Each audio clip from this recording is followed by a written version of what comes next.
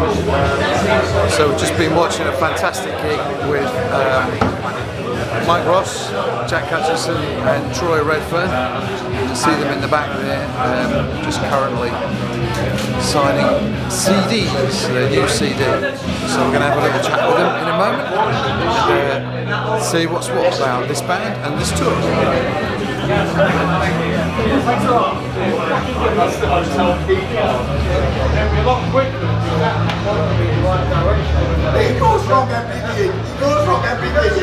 Right, so what attracted you to the idea of working together? Who's going first?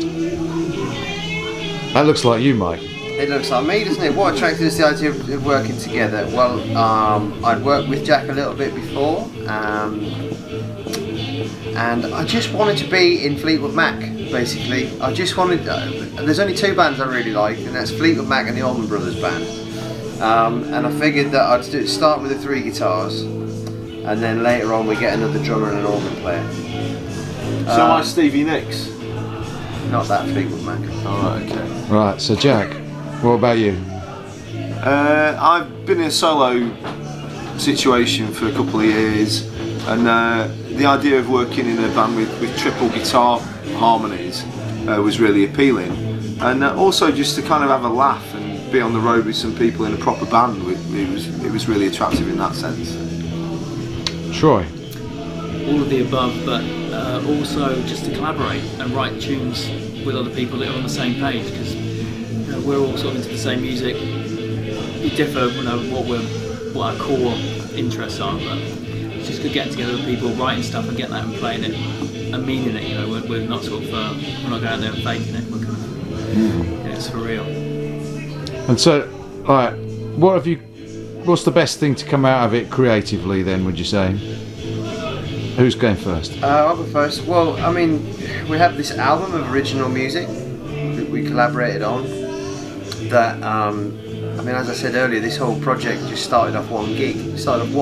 And then we booked a few more around it, and then now we've got an album and distribution and European tours and all kinds of things coming off the back of it. So there's a lot of stuff coming out, but body of work, and a bloody good record that people are really appreciating.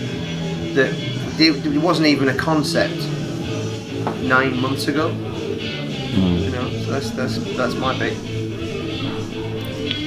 You'll go, Jack, or Troy? No, go on, Troy. Just writing the tunes, really, and kind of interacting with people. So I've not done that.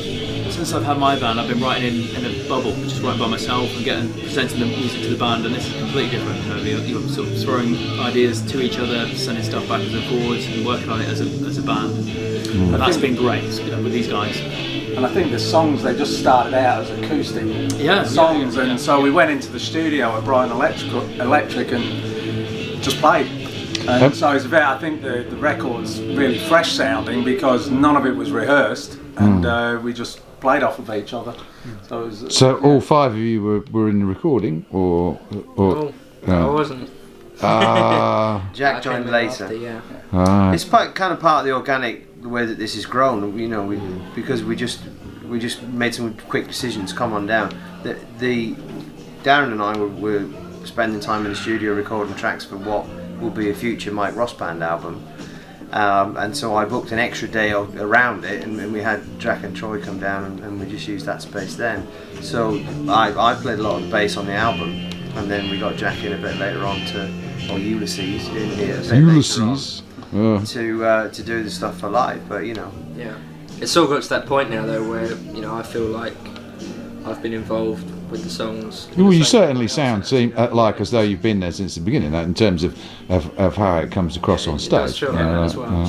I think that what's been interesting over the last week of being on tour is that we created 11 songs for the album that were essentially written individually, and we went in the studio, and then you started to pull different things out of each of those songs, and then that's expanded over the last week, and it feels like we just want to keep going, and it feels like quite an organic process. And most of the bands I've been in, the creativity has stemmed from me, and it's been primarily me telling people what to do, whereas in this situation you've got 5 people who are all having an input into it, and there's a lot of extended jams in the way that we perform the songs, and it almost feels like the album is kind of a launch pad for the live show. And most of the bands that I've always been interested in, you know, Allman Brothers, Black Crowes, bands that will expand their recorded material in a live setting, and it's really exciting being able to do that. Cool. So what's the best thing about touring together then? It's, like the most fun. Just having a really good laugh. You know, lots of in jokes and. I hate everyone actually. It's, but I think the show's never the same. Every night that we've played, it's been slightly different. So. Do you change the set list? Do you reorganise it? We haven't on these shows as such, but only because the idea was to play the album sort of from start to finish. Even then, what we kind of jam out, and then what we kind of keep fairly true to the album. And really, like whoever's singing the song, certainly from my point of view and probably Jack's point of view, is you're watching them, sort of seeing where they're going with it, and then and every time it's different. So just keeping an eye on them basically. I always wanted to be in a band where I could throw something out there and say, let's cover The Night They Drove Old Dixie Down by the band, and the band could play it, and we could jam different stuff each night. And we've only done 5 shows, so the idea is that we'll tour this record, but you know, we've got a long list of different songs that we're throwing at each other that we want to be able to play, and also start writing together in a more kind of organic, collaborative way. And I think that's the next step for the band really, is next year we start doing that. Do you think there's another album to be had? I think we could probably go in and record an album next week through all the jams that we've been doing in the last week. I mean, speaking for myself, there's a lot of stuff that I've never, a lot of riffs and bits of songs and things floating around in my head that I could see us really developing. You know, stuff where I'd never written a chorus, or I got a great riff and a verse, and I think we could, you know, pull together and make something really special out of it. But also stuff that we're like in the, you know, you're in a hotel room and you might just sit there with Jack on bass and me on guitar, and then you jam stuff, and it's quite exciting being able to do that, I think. And I think we came into this situation with no kind of solid concept of what we were going to get out of it, and this whole week of touring has kind of given us this real energetic feeling about how we're going to take this further, you know. It seems as though the songs are much more fully formed rather than in some of the other bands where people come from their own individual projects, where the songs seem to be much more jams. Obviously you've got the jams later on there, but the actual fully formed songs are it seems quite down to ego, to be honest. This is probably like one of the most humble bands I've played in. You know, everyone's willing to kind of step back when the light's sort of not on them, and let people explore their own ideas and their own part of the jam. I think you have quite an organic setting for that, especially when you're on stage. You know. I think if we'd produced a record that was 50 minutes of jamming, it would have been a really obvious thing to do.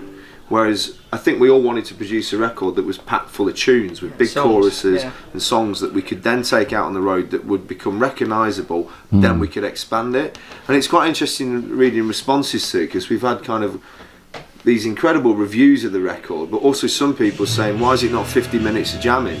And it's like, well, come and see the live show, that's where you'll get that.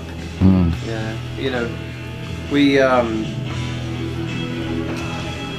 think what I was trying to do during the recording, and then in the sort of in the post-production phase when we were pulling it together, is reference. If you listen to the record, you know, the album itself, or what we're doing live, I repeated some themes. You know, some tones are coming through there.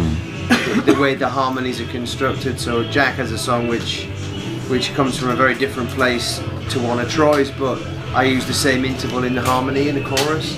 So just so it sounds familiar, but while respecting the sort of individual styles, you know. And we also have on the recording itself, it's continuous, it's gapless. So the songs, they don't crossfade, but there's a little bit of studio chatter or a bit of. So buy the album, everybody. Buy the album. RHR have got. We're already. I mean, we're not even finished this. Well, we finished tonight. We've got European shows coming up. We've been offered while we've been out on the road. This week has been mental, hasn't it? We've been getting all these crazy offers. It's gone crazy. So yes, lots of stuff coming up solo. Not sure really how it's gonna all hang together yet, but we'll figure it out.